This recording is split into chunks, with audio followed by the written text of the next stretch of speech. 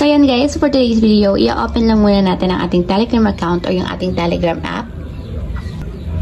And then pagka-open guys, mula dito sa pinakang messages, itap nyo lang yung 3 horizontal lines na nandito sa upper left corner. And then after nyan, tap naman natin yung settings. So dito naman sa settings guys, i-scroll up lang natin. And hanapin nyo dito sa settings yung data and storage. Then tap.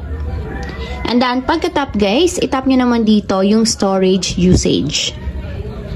So ayan, pagka-tap ng storage usage, ganito na yung lalabas. So kung makikita nyo guys, nakalagay na dito yung pwede nyong ma-clear ng mga cache files. So kapag tinap natin tong clear cache, ibig sabihin lahat ng mga unwanted file is mabubura na sa ating Telegram. So tap natin yung clear cache.